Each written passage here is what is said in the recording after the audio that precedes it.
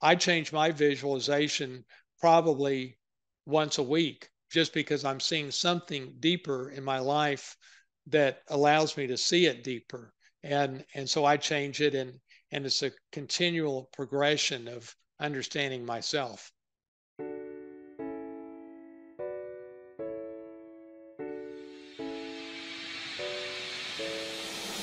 Welcome to Give a Heck. I am your host, Dwight Heck, and for much of my life, lived my life in quiet desperation, wondering how I was going to pay the bills, take vacations, save for retirement, and one day wondering if I would get off the hamster wheel of life and have purpose.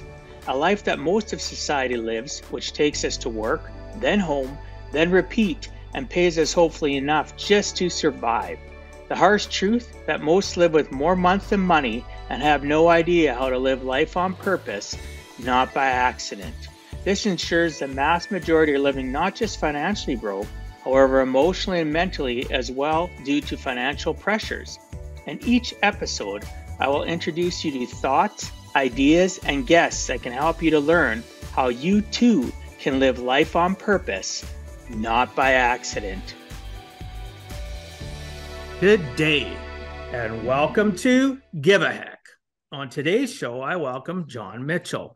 John is a serial entrepreneur and has created the top application in the world of the top book in the world on success, Think and Grow Rich.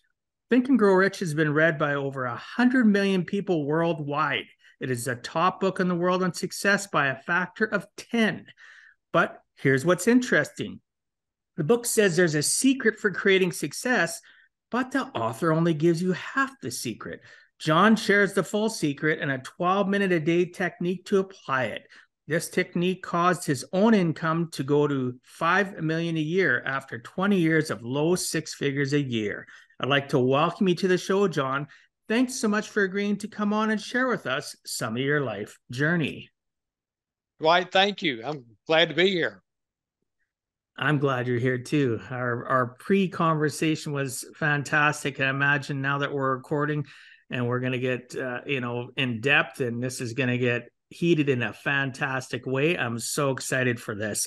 So, John, one of the things I focus on with my podcast is a person's origin story. And it's not just, hey, John, what's your back end story? It's, hey, John, what are your earliest recollections from wee little John to where you are today that led you to where you're at currently? Could you please share that with us? Yeah, sure. Well, I started out as a CPA and became an entrepreneur when I was 30. And, I just realized I didn't want to be an accountant all my life. And I wanted more control over my destiny. And so at 30, I become an entrepreneur. But when I hit 50, Dwight, I just wasn't as successful as I thought I should be. And I had really two goals in my life: to make enough money so I didn't have to work, and to find the woman of my dreams. And so at 50, I was falling short on both of them. And, on the money, I always made, I don't know, 200, 300,000 a year. But at 50, and I know this sounds materialistic, but I realized that in order to have the exceptional life I always had dreamed of, I just had to start netting over $1 million a year. And on the girl at 50, I'd never been married, although I got to say I did a lot of interviewing. Of course, I called it interviewing, Dwight. My friends called it begging, but I felt it was interviewing. But anyway, at 50, I'm just puzzled. How am I going to change things? And I think maybe 3 months after I turned 50, a pearl of wisdom comes to me. Find the top book of the world on success and apply that book literally word for word to my life. And so, pretty good idea, right? And I immediately jump out of bed, and because I don't know if there's one book above all others. And so I started doing the research. And to my surprise, as you pointed out, there's one book that's been read by over 100 million people. And the next best-selling book on success has been read by less than 10 million people. And that book is Think and Grow Rich.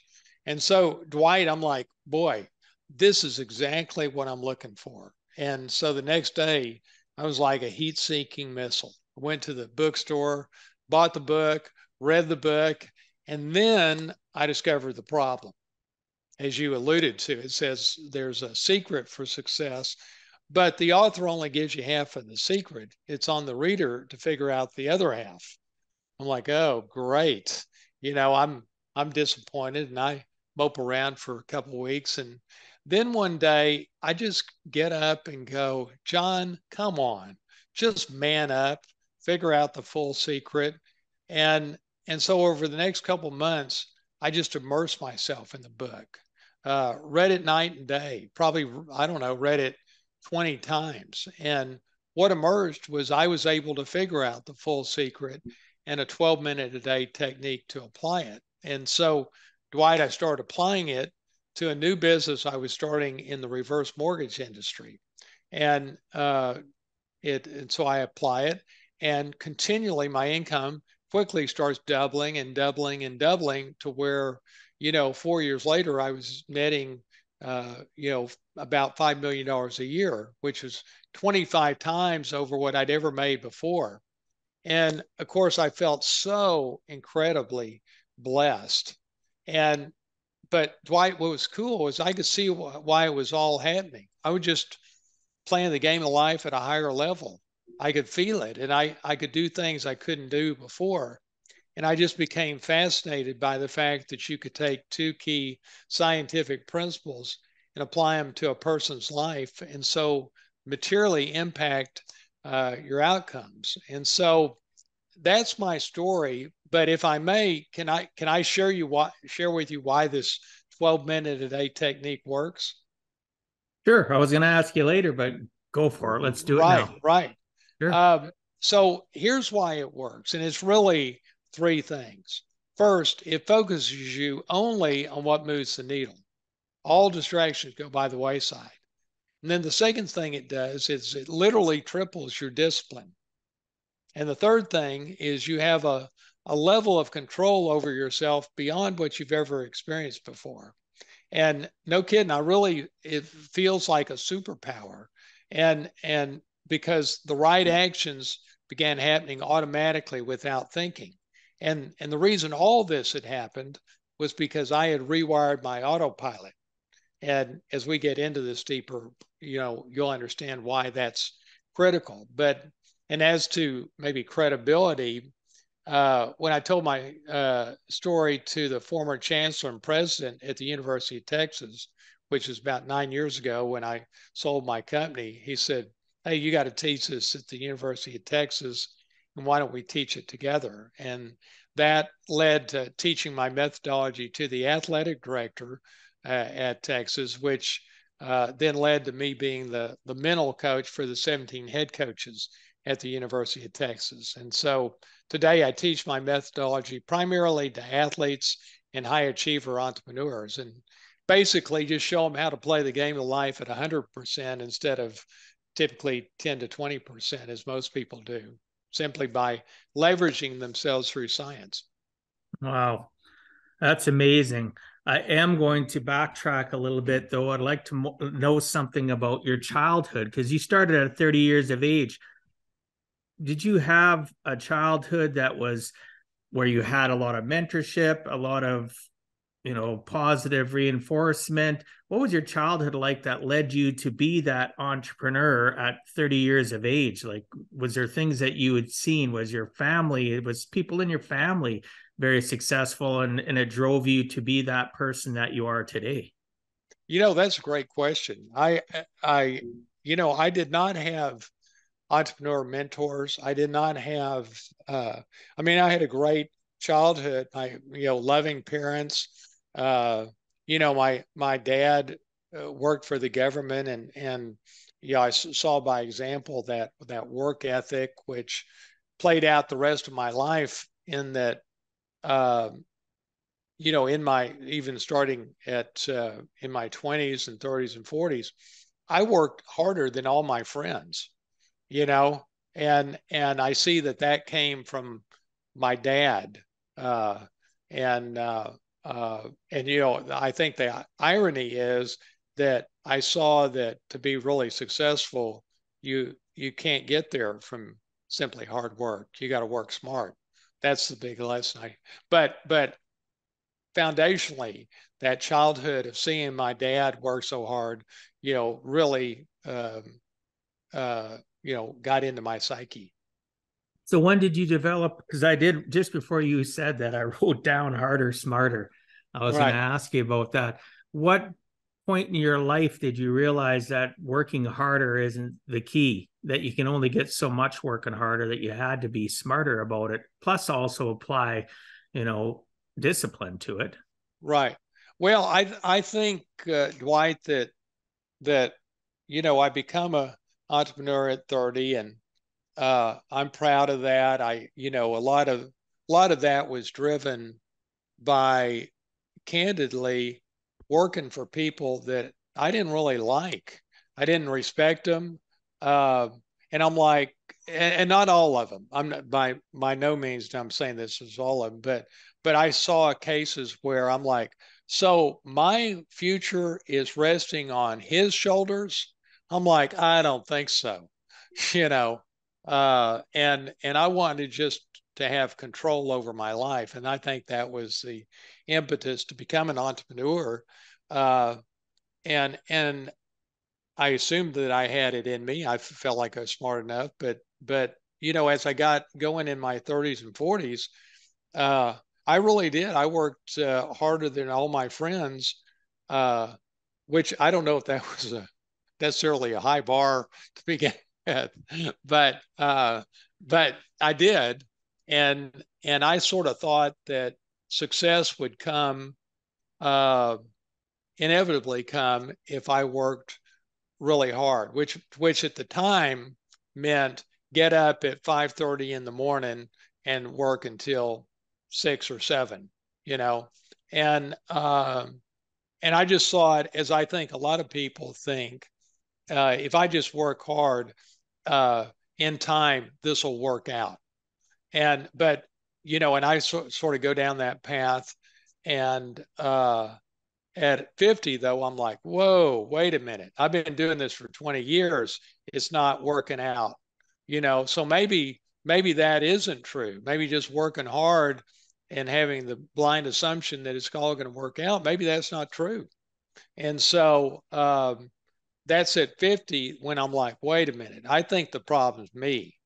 I don't, I think my approach to it is wrong, and there's got to be a way to work smarter, because working harder doesn't work, and I can't work any harder. So, process of elimination. Yeah, absolutely. I like how you talked about my future resting on his shoulder. I talk to people about that all the time. They say, well, I want to do this as a job or a career, as a business. And I challenge them to, because I was challenged years ago, look at somebody that's been doing what you want to do: job, career, business, 5, 10, 15, 20 years. Are they where you want to be in your future? Do they possess what you want? I'm not talking necessarily materialistic things. Do they possess more, like, are they a good person? Are they kinder? Are they serving humankind? Do they have also the materialistic things you're wanting? So, and because you also, let's be real, when we work, we still want to have things. Materialism is a real thing. We can deny it, but it's true. Does that person have a nice home? Do they have what you're looking for? Is it, you know what I mean? Really put some perspective into what it is that you want to do. And most people don't. They Right, idolize people in a certain career or a business, and they don't see beyond their facade. They don't put any research into it. I know one of the technical colleges that I went to for electronics engineering in my city, in order to even get accepted, you had to do a career study. You had to actually write an essay on what it is you wanted to do and what were the outcomes over a period of time. And I thought that was amazing, because it right, actually made, obviously there's people that are going to do canned garbage. I actually took it serious and thought, this is what I can do. This is what I'm going to make. This is where it's going to take me. Obviously, once I graduated and I got into that engineering career, it wasn't what I wanted. because no Yeah. piece of paper or no amount of research is going to give you the ability to actually live in that moment. So I liked how you brought that up. You don't want to have your future resting on the shoulders of other people. You better put in some effort and realize that if it's to be, it's up to me, right? Very simple phrase. But At 50, Dwight, yeah. think about this. People live their lives largely by default.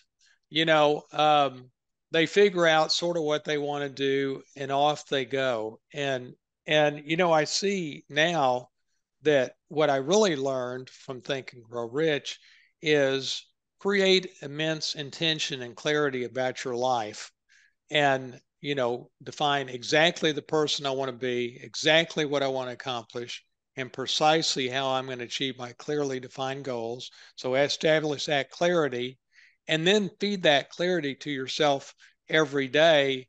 And what ends up happening is it influences your daily actions and thoughts, and those upgraded daily thoughts and actions create the life you want. That's the point, I guess. I learned as I look at the journey is that when I was in my 20s and 30s and 40s, like most people, I'm just I'm just living my life by default. I'm not living it with intention and clarity. I'm just grinding away. And what a difference it makes when you step back from your life and go, wait a minute, this living it by default doesn't work. Uh, and there's a couple of foundational reasons why it doesn't work. And it's so simple just to take the opposite approach and create a life of intention and clarity.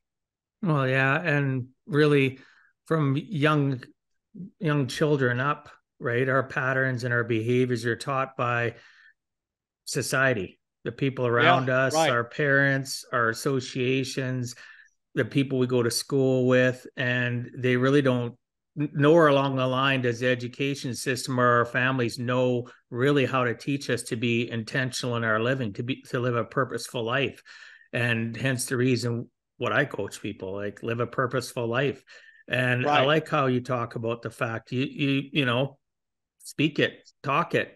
But then another thing that I always remind people, it's fine to have affirmations. It's fine to believe in stuff like The Secret, but you can't talk things into existence without putting in the action to constantly work daily to have a strong belief system. And then the most key factor is be consistent, the ABCs of success, which I wish they would teach at a very young age, right? Right, But right. there's people like you and I out going, on the daily, working on ourselves and helping others achieve the same. And all we can do is one person at a time, maybe a group at a time, and we will see massive change within society. It may take years, decades, but it doesn't matter. At least somebody's doing something about it. But I tell you, I've thought about this a lot. We're seeing a bifurcation in society today between the people that have control over themselves and the people that don't have control over themselves. And the majority of people, the vast majority of people, do not have control over themselves. And therefore, if you can have control over yourself, you're at such a distinct advantage over everybody else. Do you agree with that? Oh, absolutely. I agree with that 100%. Those that literally understand from the moment they wake up that they're in charge of their day and they're present in it and don't live in depression of the past or anxiety of the future are the people that are leading everybody else. Yeah, The thing is, though, is unfortunately some people use that as a tool against the weak.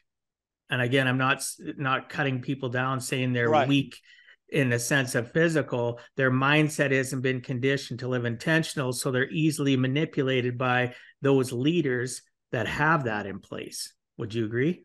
Well, sure. And think about this. I see that every human being has two fundamental problems they have to overcome. The first one is we're innately wired for survival, which causes 80% of our thoughts to be fear-based, and we're reactive rather than proactive on our important agenda. So that's problem number one. Then problem number two is that 95% of our daily actions are unconscious. Literally 95%.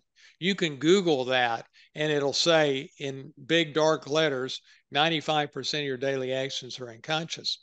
And so, Dwight, the combination of those two factors, the effect is when each of us wakes up each morning, we're on autopilot most of the day, innately wired to be fear-based and reactive, which happens to be exactly the opposite of how we need to be if we want to be productive, creative, and happy.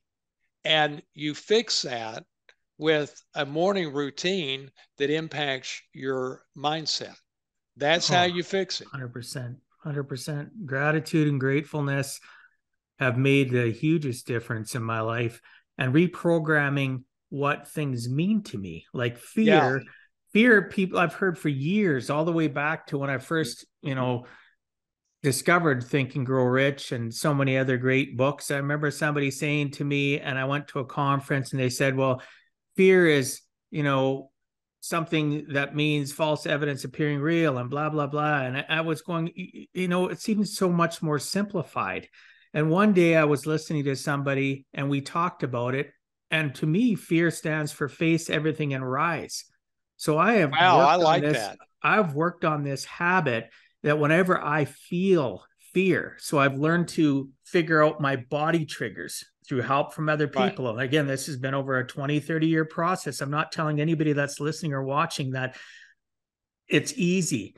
It's doable though, and it takes work. So when I feel my triggers or I feel fearful of something, I keep on telling myself, okay, fear isn't going to control me. Face everything and rise. And I tell myself that repeatedly. Does it work 100% of the time? I don't think anything does.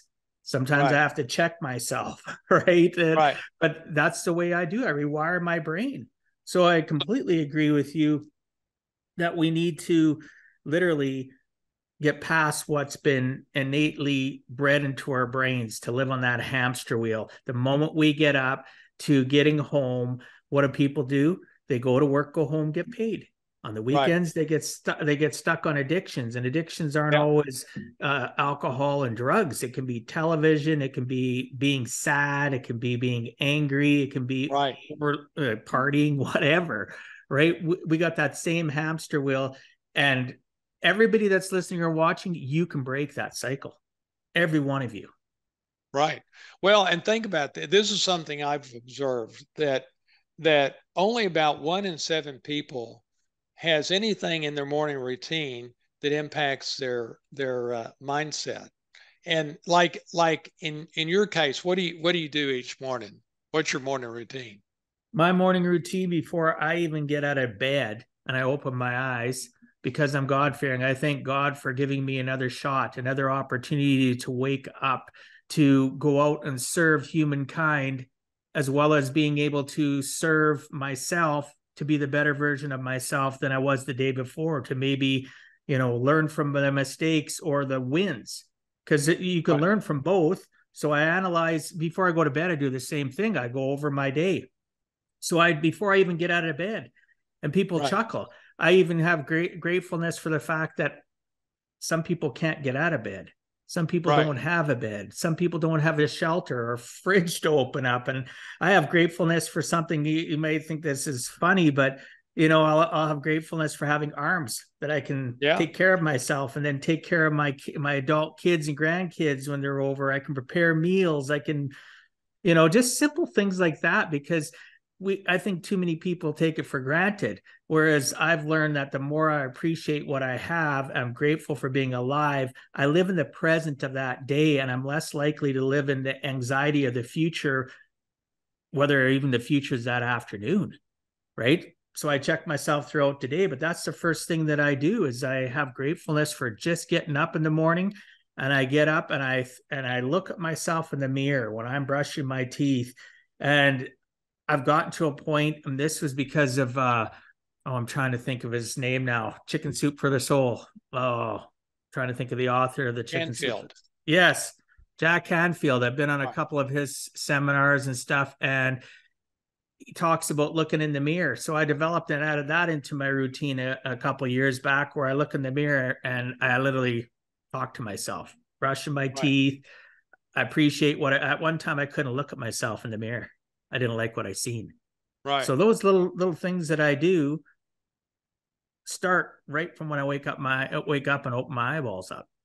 Well, from my perspective, that's doing a great job at overriding the programming of being reactive and fear based. Primarily, it's affecting that, eliminating the fear based natural inclination.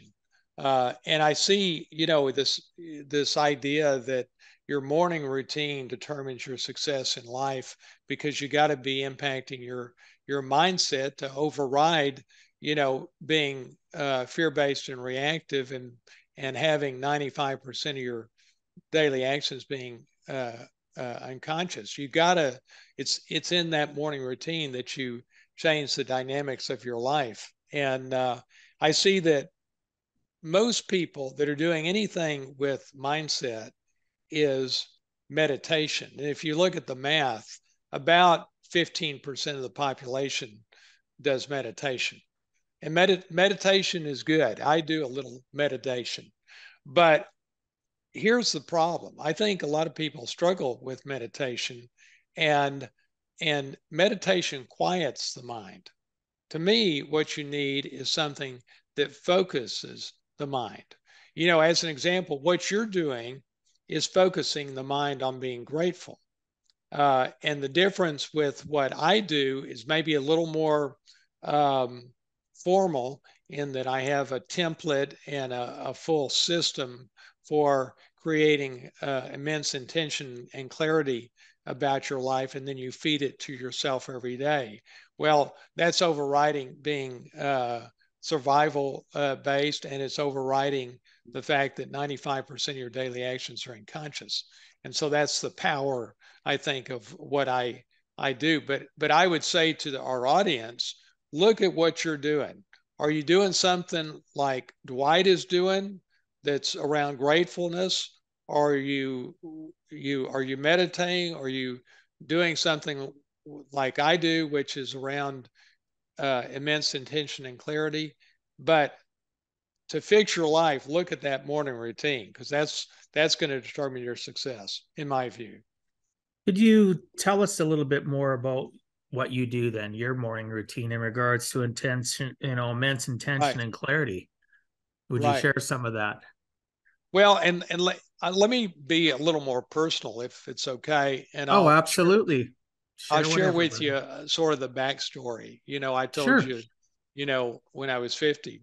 Well, here's the other thing that was going on that was huge in my life at 50.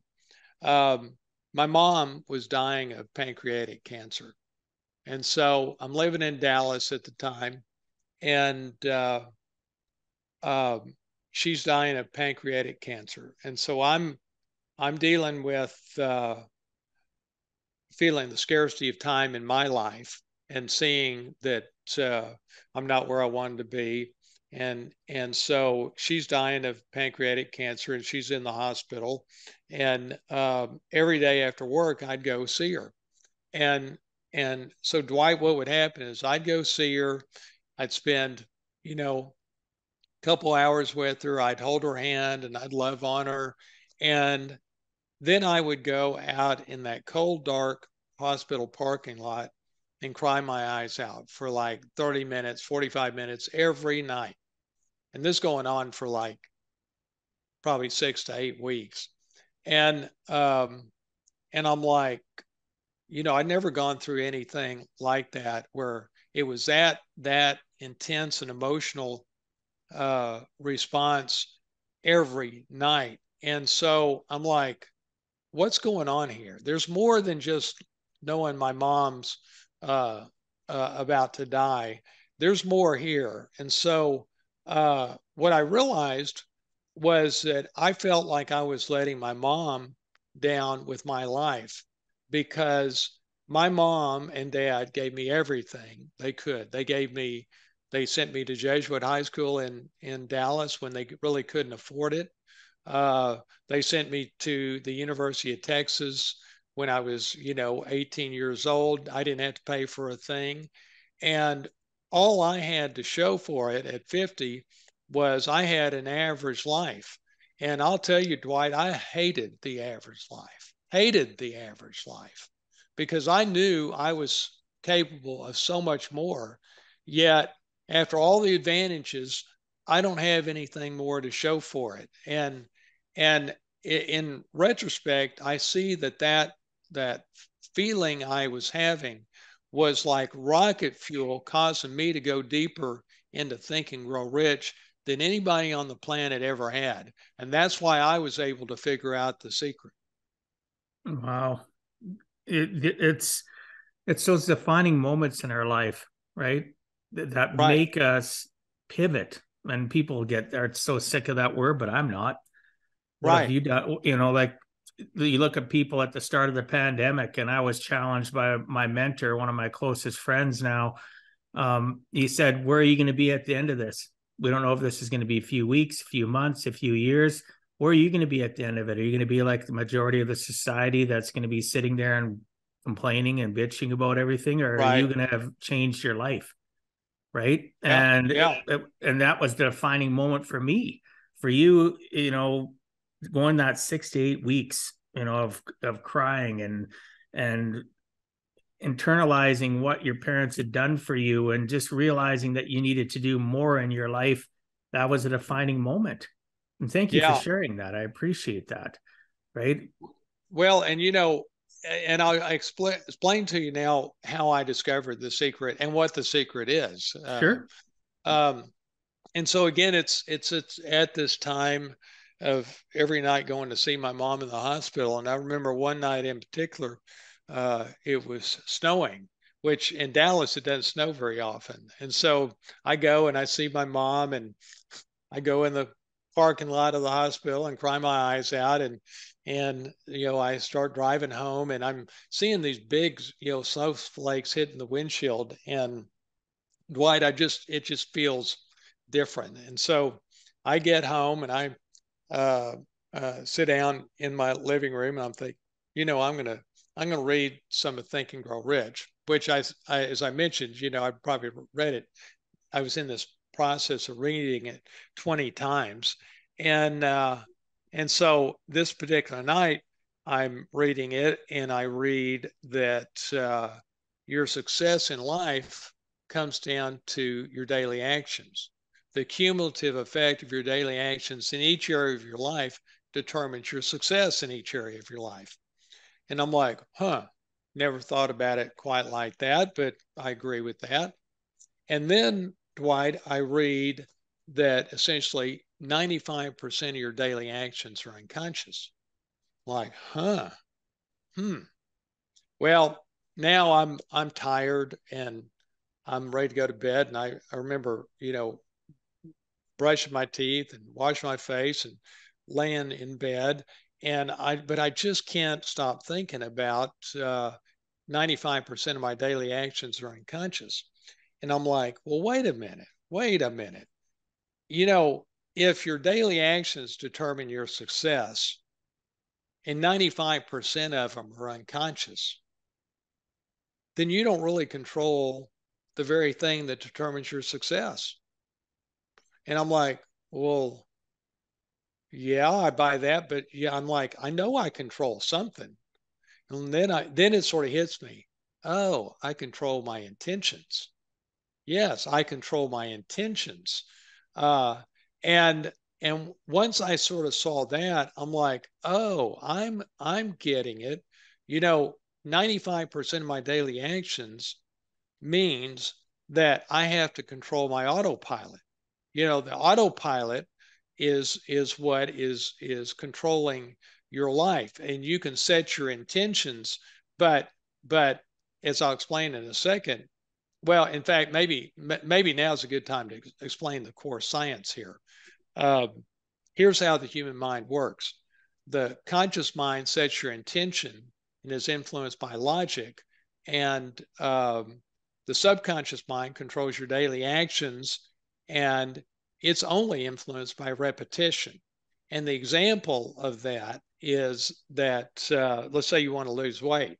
Well, conscious mind sets the intention to lose weight based on the logic of the health benefits. But Dwight, the reason people aren't losing weight is not from lack of intention. It's from lack of influencing the part of their brain, the subconscious mind, around eating and exercising. And you can only influence it with repetition. It doesn't care about the logic, you know.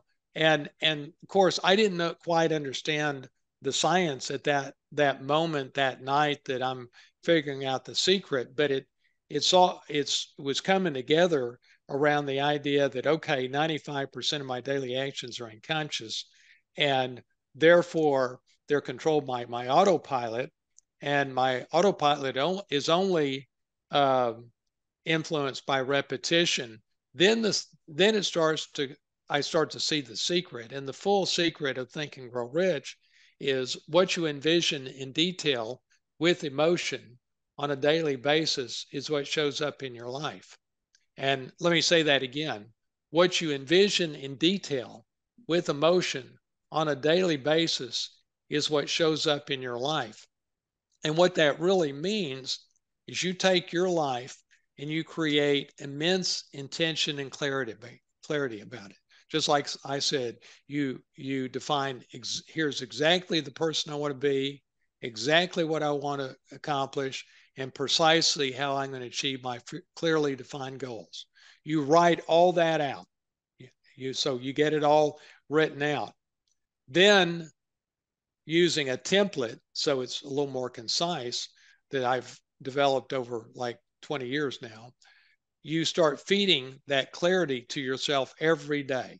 Every day takes 12 minutes a day. And after about 21 days, the magic happens, the science kicks in, the subconscious mind begins accepting what you're feeding it, and then the right actions start happening automatically without thinking. And that's why it truly feels like a superpower. Does that make sense? No, yeah, absolutely, it makes sense. But it's true though, like you say, you're with emotion. You literally, when you tie an emotion to anything, right? It's more effective than just looking at something logically all the time because Right, we are right, emotionally driven creatures. Let's be right, real, right? So right, yeah, it's I like how you talked about the weight, losing weight. It does not care about your brain doesn't care about the logic of it.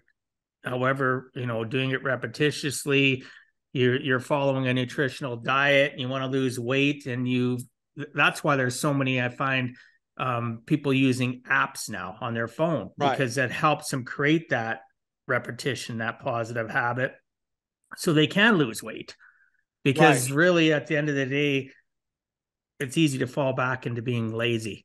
It's easy to right. fall back into old habits, and it's important to do daily things that are going to keep us on track. So you talk about, you said 21, correct? The 20, the 21 things that you get people to do over, or 21 days, pardon me, right? Right. Over 21 days, what people are actually going to do is rewiring their brain. Well, But and it must take more effort than that, though. Like moving forward, they must have to do repetitious things to stay on track. let me give you two examples. I think Sure. we're talking about this sort of in the abstract, and I think once we give a couple examples, people will understand it better. The first one is with my marriage. Uh, and as I mentioned it in my story, that at 50 I'd never been married. Well, I'm like, that's as big a problem, probably, in fact, certainly bigger than the money problem, because I wanted to experience love. And I had a lot of fun being single. But, at 50, I'm like, I need a partner in life and enough of, just playing around. And so as I'm trying to change my life, this is applying to all aspects of my life. And so um, uh, I found my wife using this method by defining here's exactly the person I'm looking for, all the attributes, and here's the person I need to be to attract that person. And so it worked, and I met her and married her. And as I was evolving, though, one of in marriage, pretty quick, I saw that every once in a while your spouse will say something irritating, right? Has that ever happened to you? Oh yeah, I'm divorced, so yes.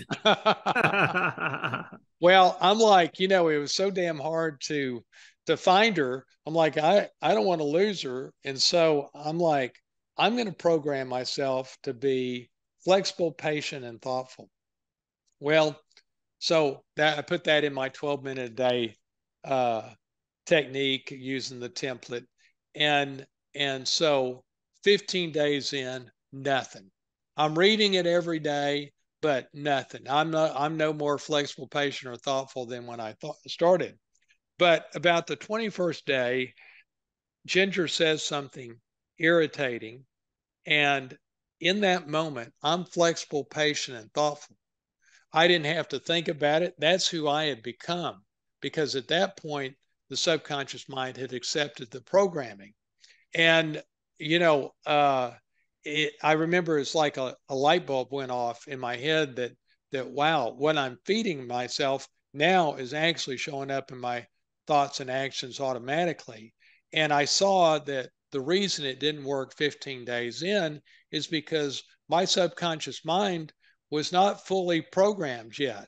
The way the subconscious mind works is when you start programming it, uh, it doesn't automatically accept what you're feeding it because it's seen attempts to program it in the past, probably feeble attempts, but it's seen it go away, and the subconscious mind just goes, this will go away, and let me get back to running things like I used to.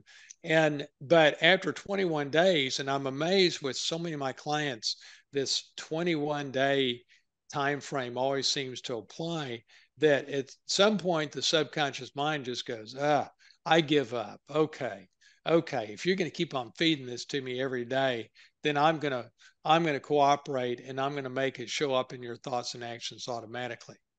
And so that's an example of the science and why and how it takes 21 days. But the other example I'd give you pertains to eating. Like a year ago, uh, I had a client of mine that's up in Portland. I'm in Texas.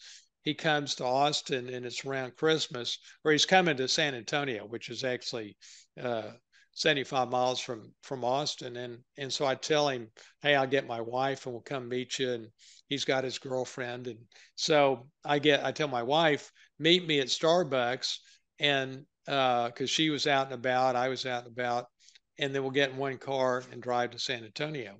So I get there a little early, and I decide to have a brownie. So I start eating the brownie. And in my 12-minute a day uh, technique, I affirm to myself that I'm aware of everything I put in my mouth. Well, Dwight, I'm aware of I'm eating the brownie. I'm also aware it doesn't taste very good, but I continue to eat it. And so when Ginger arrives, we get in my car and we're driving. I'm going, babe, I don't feel very good. I've lost my appetite. And so that night, I get back home from San Antonio, and literally I changed one word in the template from I'm aware of everything I put in my mouth to I evaluate everything I put in my mouth. Well, the next night we go out and have Mexican food with her son, and I order the tacos. Tacos come, they're not very good, except this time I'm evaluating everything I'm putting in my mouth, and I just slide those tacos away, don't have another bite. All happens automatically without thinking. And I remember that night laying in bed, I'm like, boy, if that's not a superpower, I don't know what is. When you can get yourself to make the right actions automatically without thinking, by God, that's a superpower. Oh, And absolutely. that's the power of this. And that superpower plays out in everything, in my business, in my health, in my relationship with Ginger. Um, and it gives me this immense sense of control over my life because of course it would. I'm feeding the succinct articulation of my life to myself each day. Of course I'd feel immense control, you know? So that's the power of it. Well, yeah, it is very powerful. Um, example one, talking about marriage and then finding Ginger and, a 21-day time frame, being flexible, patient, and thoughtful. Well, people listening or watching for the first time, my listeners that have been around for the last couple of years, you've heard me talk about this. Our brain doesn't know the difference between a truth and a lie, right? Right, So exactly. our subconscious needs to have repetition, and eventually it does give up. Do you think the first thing in the morning, listeners, people watching, when I wake up, my brain's already wired to being grateful, to going through the process, and it's not always the same. Sometimes I can be grateful for, oh my goodness, in a few minutes from now I'm going to swing my legs over the bed. I'm going to be able to stand. I got feet to keep my balance. I got legs to propel me forward to go to my washroom, to go down the stairs. And it can be a little bit different, but the intention was programmed in my subconscious to what? Be grateful, right? Right. So teaching my brain not to be stubborn, I guess, to not be stuck in a rut that was programmed unintentionally throughout my childhood through patterns of the people I associate with. So I like the fact of being flexible, patient, and thoughtful, and adding that into what I tell myself. Because I intentionally, when people are coming at me, not necessarily at me personally, but coming at me with their negative energy about a circumstance they're experiencing, or maybe it is something with me, I literally do a calming exercise to keep myself calm so that I can deal with it, and not not an angry way, not in a reactionary way like we talked about before. Most people are reactionary, right? So, but Right. all these things that you talk about, they're possible. You just got to put in the effort. And that 21-day that you talk about is so true, right? Right. When Well, you and want to one reprogram thing, yourself. let me point out one thing that you keyed my mind into. The subconscious mind does not respond to things that are general. It doesn't know what to do with general. It's got to be specific. And let's use that example of flexible, patient, and thoughtful. Well, when I say to myself, be flexible, patient, and thoughtful, I've got to explain in detail what that means. You know, flexible means, at least for me with my wife, I'm like, just go with what she wants to do.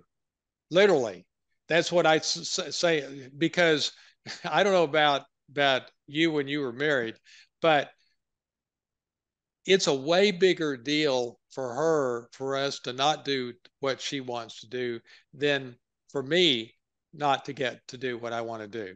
You can tell I've been married a while. I'm like, just go with what she wants, you know, just go with it. And so that's what flexible means. So when things come up, if I just left it at flexible, my brain might stumble with that a little. But when I explain what flexible is, then it gets it. And then patient. Well, my wife does things slow.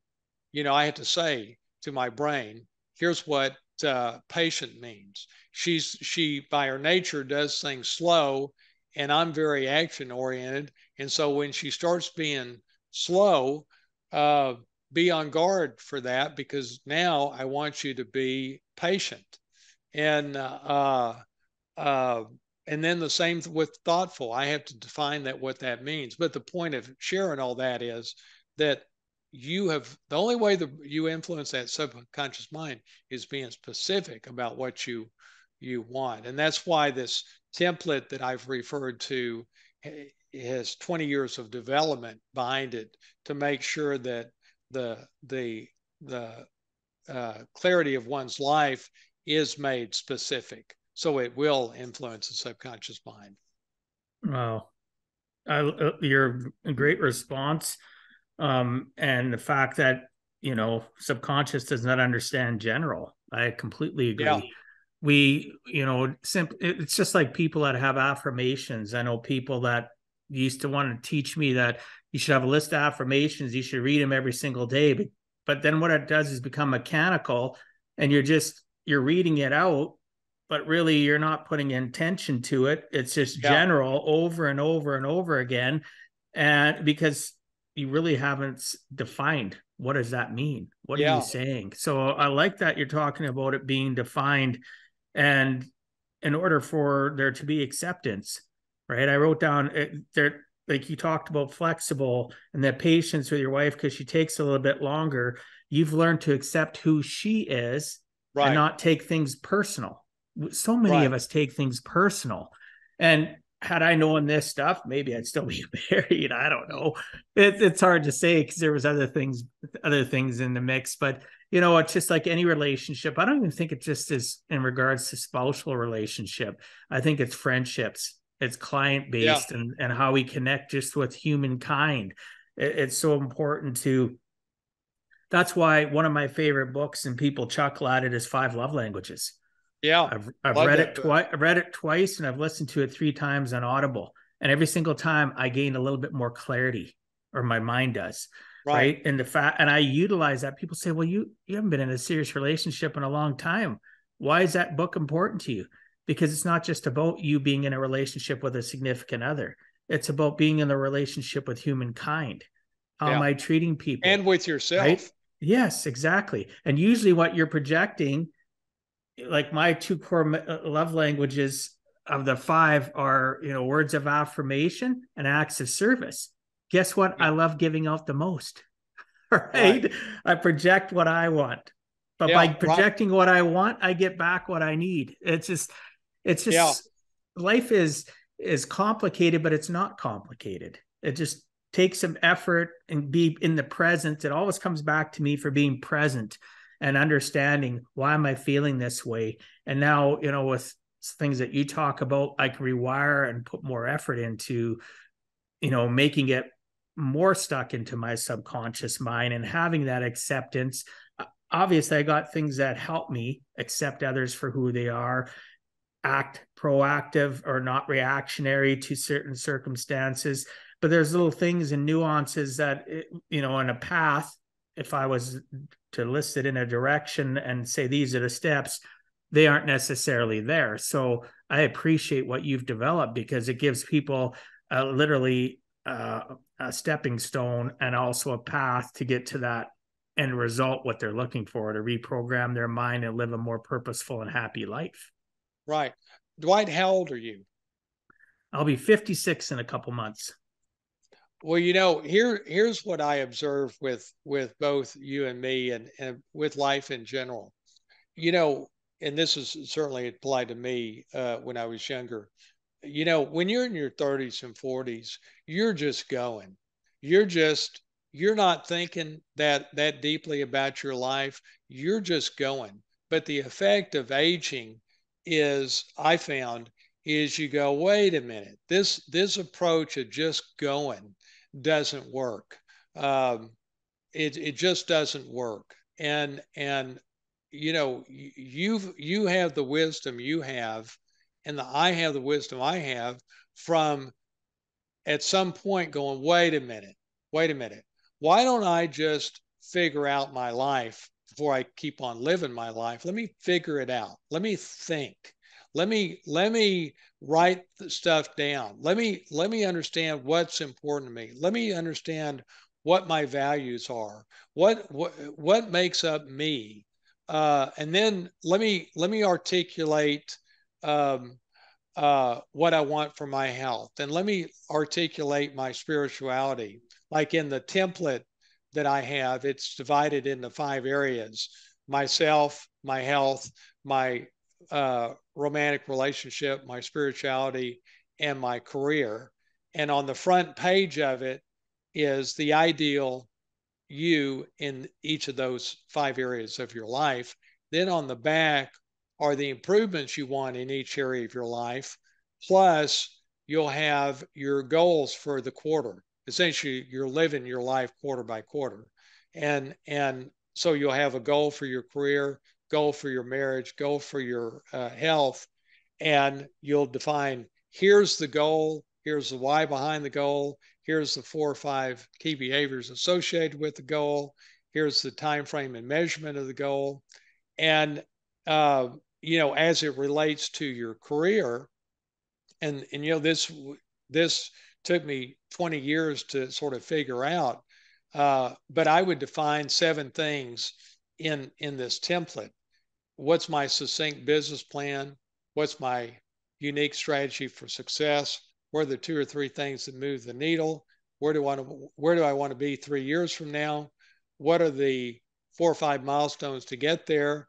And what's the linchpin issue to go to the next level? Well, I can articulate all that in the career section, and it takes me maybe 3 or 4 minutes a day to read, and along with all the other stuff about the other parts of my life. And this is so different than how most entrepreneurs sort of do it. They create a business plan that they write out, and it sits on a shelf and they never look at it. Whereas, the 7 things I mentioned, you're feeding those things to yourself every day. And this template I create that's customized to each person's life, it changes as you change. And by virtue of reading it every day, not only are you influencing your daily actions, the unconscious daily actions, but you're also going down the rabbit hole of understanding each area of your life at a deeper and deeper level. And what happens is I change my visualization probably once a week, just because I'm seeing something deeper in my life that allows me to see it deeper. And so I change it, and it's a continual progression of understanding myself. Yeah, you're consistently doing reflection and putting effort into your climb in life, right? And that's one of the Right. things that it used to drive me crazy, in the regards to the fact that people are on that hamster wheel, go to work, go home, get paid, and they're stuck. They aren't reflecting. They aren't climbing in life. They're camped. And people say, well, why Right. do you say that? Well, they're camped. It's like, people that go to climb up a mountain, they'll only go so far and they camp and they stay there and they never continue the climb. They get stuck, right? We Right. get stuck in our lives, and people get stuck in the valley of despair, and they're living sandwiched between 2 bookends, anxiety, depression, and they're in the middle, and it's back and forth. They don't know how to climb, because nobody's ever taught them how to reflect, how to put processes and things in place to help them live an intentional life, a purposeful life to the best of their ability. So it's amazing what you've put together and what you are currently out working on for yourself and helping others do the same. The world needs people like you, right? To Well, literally move past the stuckness of our lives. Well, and right back at you. You're trying to wake people up. And when I was telling my story, I was telling you about how much I hated the average life. Well, so I teach a class at the University of Texas, and I teach my methodology, and the essence of the class is how to create the exceptional life rather than the average life. Because what I learned when I was blessed to make $5 million a year, uh, I realized, that's nice and it's good, and it relieves, the pressure of finances. But what's infinitely more valuable is having this immense control over my life and being able to have a great relationship with my wife and be healthy. And that was immensely more valuable than the money. But as I teach my students, because they don't know what the average life is. Keep in mind, they're 20 years old. And I tell them, here's what the average life in the United States is. 63% of people don't have $500 to their name. And that they may think, well, that's a lot of people that don't have a college degree. I'm like, no, there's a lot of people with college degrees, 63%, roughly in the United States, 30% go to college. Well, a ton of people with college degrees don't have $500 to their name. Second one is that 2/3 of the population in the United States is either obese or seriously overweight. And then the third one is Gallup does an annual poll, and only 30% of people are happy. And so I'm like, that's an average life. And I'm like, does anybody in this class want to have an average life? Well, of course, no hands go up. And I'm going, if you just live your life like everybody else, you're getting an average life. If you just wake up every day and let yourself be, you're innately wired to be fear based and reactive, and not acknowledging that 95% of your daily actions are unconscious, baby, you're getting that average life. Count on it. The math is there, you know? Mediocrity.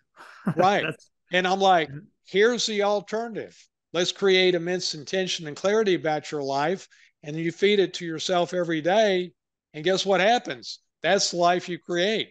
This thing couldn't get any simpler, you know? but really, to live a purposeful, content, happy life does take effort, but it's not as much effort as people realize. Yeah, There's right. people such as yourself that have templates that are helping people do that. And you talk about the people that only have 63%, I believe that was the number you said, that don't have $500 in their bank account.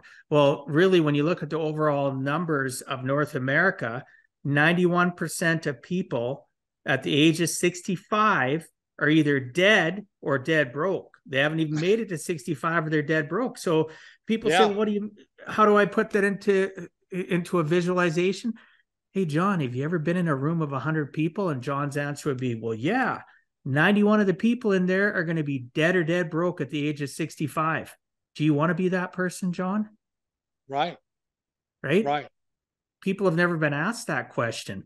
And it is really, it's powerful, because the more we help people visualize things, the more they can have that aha moment or that gripping feeling in their chest going, holy goodness, I don't want to be one of those 91 people. I have a speech that I've done before, and people can actually find it on YouTube, or they can find it on my website. It's 14 minutes long, and it talks about that process. It talks about the fact of people living a life on a hamster wheel and going to work, go home, get paid, and that this many people out of 100 are going to be dead or dead broke. And I told the audience, look to the person to the left of you, look to the person to the right of you. One or both of you aren't going to make it, right? And like, people come up to me after the first time I ever did that speech, and they were just like, "Oh, that was like, thank you for that." It was a mental slap, but it's true, because we're challenged to live a life of mediocrity. Right. That's the purpose of your podcast. You're slapping people upside the head about wake up to there's a better way to do life. And I think you'll find this interesting. About 4 years ago, I thought, I'm going to take what I created and take it to the top expert in the world on success. And so, in my opinion, Darren Hardy is that person. Oh And yeah, Darren. I don't know him personally, but I know who he is. Yeah. Right. And so I write a big check and I go see him, and I bring Ginger with me, and we spend 3 days in California with him, and I sit down and show him my template and explain it to him. And and he says to me, he says, John, people aren't going to spend 12 minutes a day on this. And I'm like, Darren, what do you mean they're not going to spend 12 minutes a day on this? At 25x my income, Time Magazine did a cover story on the science behind my methodology. And we're applying the central concepts of the top book of the world on success. I'm like, what do you mean they're not going to spend 12 friggin' minutes a day on this? And he sort of laughed. He says, John, you're new to the success industry. He says the dirty little secret is that for most people, more success is merely a preference, merely a preference. He says this is only for high achievers. This is only for people that are seriously driven, and because it's got to be a necessity. More success has got to be a necessity, not merely a preference.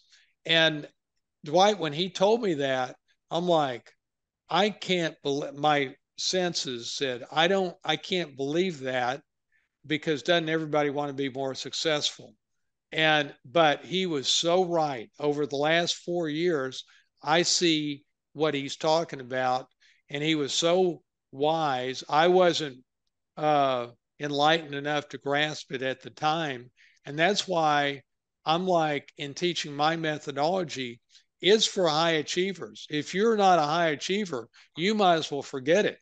It's not for you, you Well, how know? many people buy courses, go to conferences, go to do all these things because they believe they want more out of life, but they're not high achievers between their 6 inches between their ears, their brain. They're Yeah, not they're not there yet. And all it does is make that industry a bunch of money selling courses for 99, for $9.95. Buy this course, you'll be making $100,000 a month and blah blah blah blah. Or take this course and you're going to have a complete mind shift and blah blah blah. But what they neglect to say is, are you a high achiever? Are you a person right, that has the ability to level up your mindset and pivot and climb? Or are you been stuck in the valley of despair for the last 10, 20, 30 years of your life? Right. It's right, it's that whole industry. I agree with Darren, is our industry is for high achievers. When I'm dealing and coaching people or working with my finance clients in my agency for the last 21 years, the ones that are most successful, that understand the key elements that I put in place to help them goal set, to learn how to budget, live an intentional life, to save for their future, to elevate and achieve dreams they never ever thought they could achieve. Most of them, it's because they're willing already. They're that willing state. I can sit and tell all that to the person that's sitting there that wants me to push the paperwork across. We're going to press hard 3 copies. We're going to buy that insurance, get that investment, get healthcare, do this, do that. We don't care about the rest, because guess what? They're camped in their mindset. And no matter what I say, what tools I push across to them, they're not going to change it. right, There's a very small percentage in 21 years of my clients that are that willing, right. some of them are in their retirement already. Some of them are in their 80s, and they're successful because they were willing participants in the journey of their life. Well, do you think that people are logical? No, I don't. I think most of people are extremely driven by emotion, and they're very reactionary, but I Right. could be wrong. Well, here's what I see. For what I do, there's two critical things. They've got to be logical, high logic, what I call high logic, and they've got to be driven. And maybe if there was a third, they had to be pretty smart.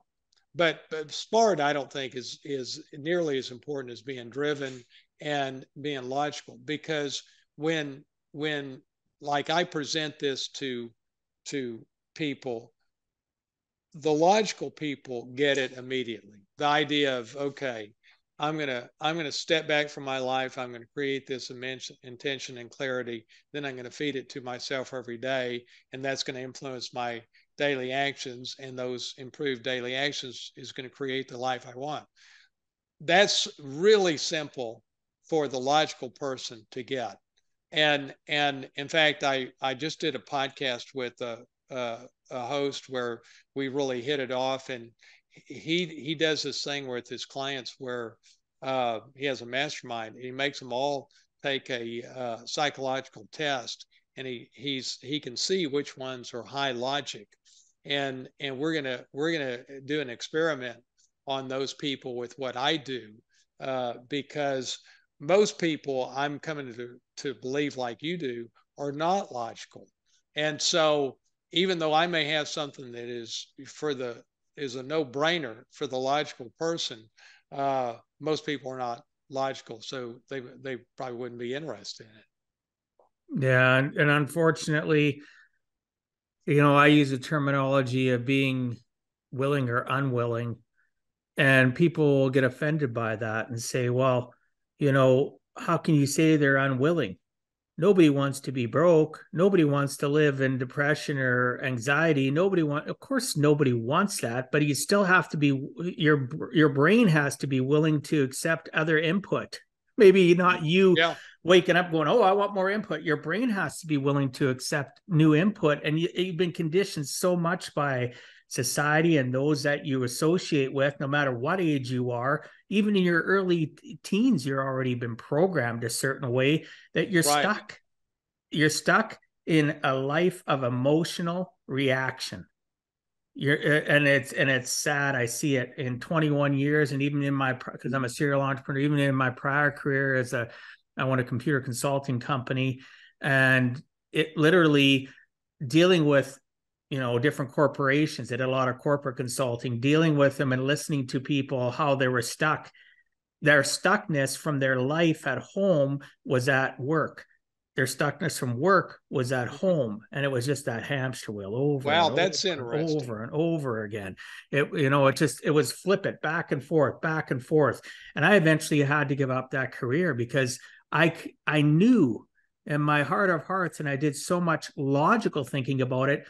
Is this really what I want? Yes, I'm really good at it, but I'm constantly babysitting Yeah. adults that don't have the ability to reprogram their mind because they're not willing.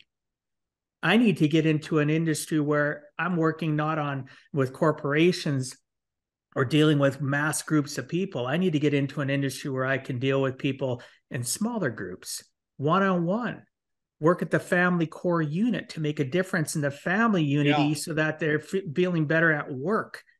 And they keep that, and if they're at work and they're not feeling satisfied, what can I help them with to be satisfied at work? Maybe that's directing them to a different career, or Yeah. realizing that their career that they're in they do love, but their 6 inches is the issue because they have strife at home. It's so I left that industry, got into the financial planning and lifestyle coaching business 21 years ago. Hills and valleys, but I'm always on the climb, because all it takes for me is to effectively help one Yeah. family that was willing. And I see over a period of time, and I've sat with clients this past Friday. They've been clients of mine. She's been a client of mine. Her husband passed. She's remarried, but she's been a client of mine for 21 years. She was willing from the first Yeah. meeting to learn what I know based on, and I'm not smarter than everybody. I just got lots of great life lessons that have taught me. I've taken mistakes in my life, pivoted to life lessons, which has created wisdom. And I've learned how to communicate, be a more effective communicator, that so people can be that person that changes because they're willing. Right.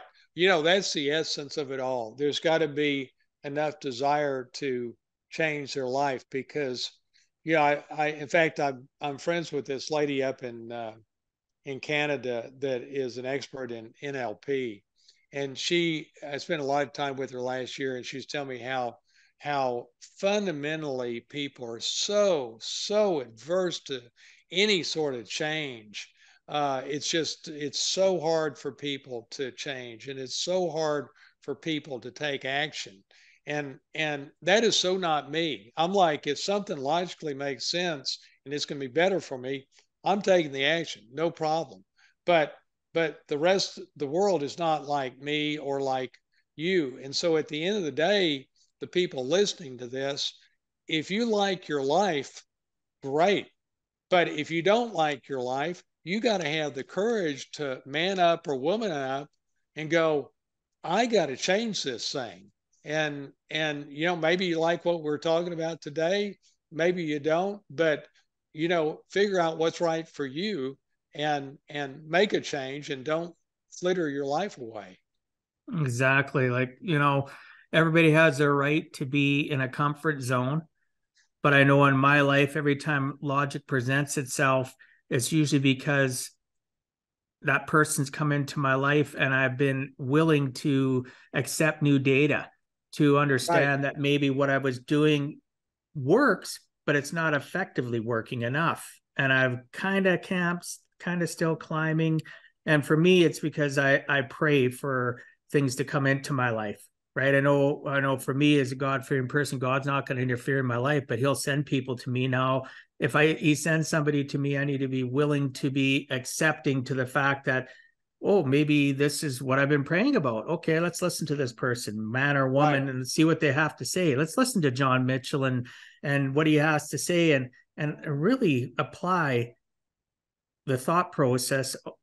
John knows something I don't know. I don't know it all.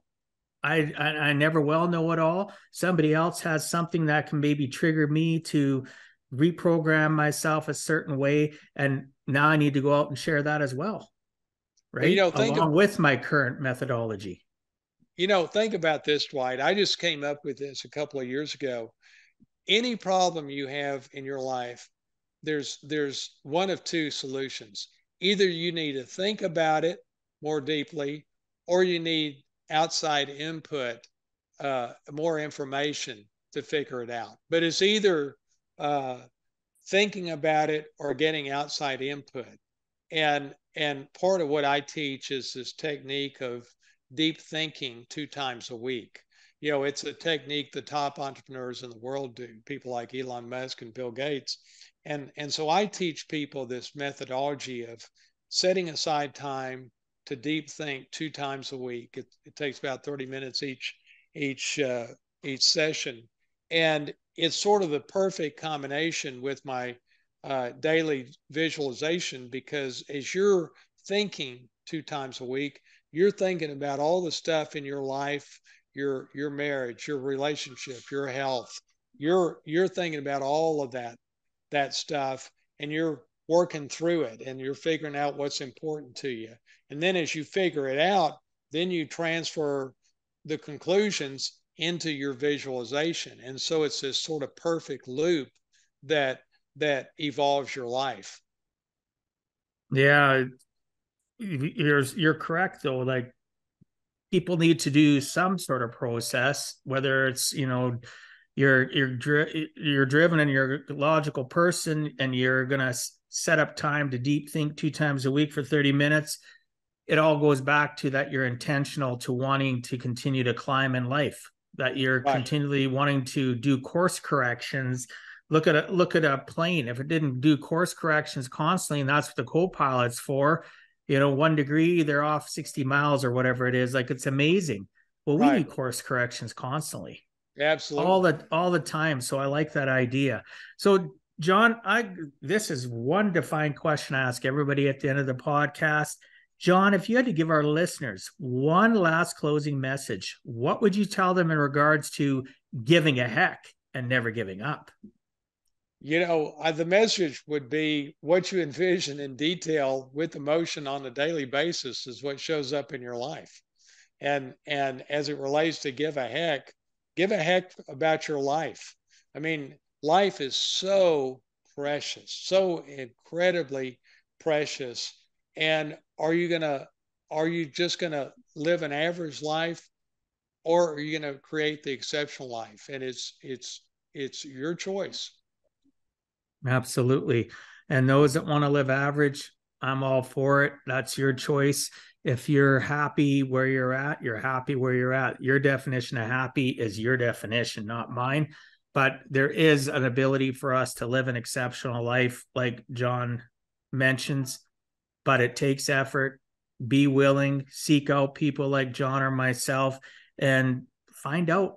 Start out with little baby steps. Maybe it is just picking up a book. Maybe it is listening to this podcast again, because there's so many nuggets of information within it that it will change literally listening to this podcast more than once will rewire your brain in a certain way, because Right. we only can retain and accept so much information the first time we read a book or listen to a podcast or go to a conference, right? Wouldn't you agree? It takes repetition in order for us to absorb and accept more information within our minds. Well, and Dwight, I have a special gift for your audience. I Sure. created a 9-minute YouTube video that explains the full secret of Think and Grow Rich, and how to apply it. Shows the template, uh, basically everything we've talked about in 9 minutes. And so Sweet. if the audience wants that, just email me at john@thinkitbeeit.com. john@thinkitbeeit.com. I'll make sure that goes into the show notes. Is that the best way for them to reach you as well as Yeah. That email? Yeah. Okay. I will make sure that in the show notes. For those new to the show, go to giveaheck.com. You'll see a layout of portal buttons. You click the portal button that says podcast. You'll see John's face. And below that, you'll see abbreviated show notes with links to be able to access him via whatever social media he's on, as well as that email address so that you can reach out to him. Is there any last things you would like to add, John? Well, I just, applaud you for what you're doing, because, I see that too much of my life, my 30s and 40s, I was sort of on the treadmill, and it took turning that decade birthday of 50 to wake me up to do life a different way, and that's the essence of what you're doing with every podcast. And so I applaud you. Oh, thank you. I really appreciate that. Yeah, it takes effort. Some days it's easier than others doing the podcast, but I keep on getting direction and focus and pray about it, and kept on being told you're making a difference. Even if you only have one listener listening to an episode, or you have 100 listeners, it's not about quantity, it's about quality. And it's about, my podcast is for that high achiever. Whether they even realize that person listening right now, you may not even realize you're a high achiever. But guess what? By listening to my show, you are a high achiever. Now you just need to take that baby step to doing the actions to, articulate to your subconscious and conscious life that you are worthy, that you deserve to have an exceptional life. Well, and can I add one thing to that? Sure, go ahead. Because I thought that was great. As in terms of high achievers, here's what I see. I asked my class of 20-year-olds at the University of Texas, who sees themselves as a high achiever. Every hand goes up. Now, at the University of Texas, they only take the top 6% high school students, so they all know that they're sort of in an elite class. But recently, I had a group of 50-year-old entrepreneurs, and I said, how many are high achievers? Well, only about half the hands go up. And I'm like, wait a minute, you're looking at this wrong. A high achiever is somebody that simply wants to play the game of life at their full potential. It doesn't matter what your results are, because there's a good chance that if you're not playing the game of life at your full potential, and I contend that most people are playing at 10 to 20%. Watch what happens when you play the game of life at 100%. Watch the achievement that comes from that. Watch the personal satisfaction that comes from that. And so that would be my definition of a high achiever, is somebody that wants to play at their full potential, irrespective of the results so far. Yeah, that's a great definition, and nobody knows until they know. Really, like, right. All of a sudden you're listening to this podcast, and we've just challenged you to think differently, that you are a high achiever. Maybe you haven't started your first step, your first baby step, but just to have the thought process that, maybe I am a high achiever. You're already on your way. Now, carpe diem, seize the day and move forward. Reach out to one of us, even if it's just to say, hey, what can you do for me? Right. I appreciate you, John. Thanks so much, brother. This has been a fantastic conversation. So thanks so much for being on Give a Heck, John. I appreciate your time and sharing some of your experiences so that others too can learn it is never too late to give a heck.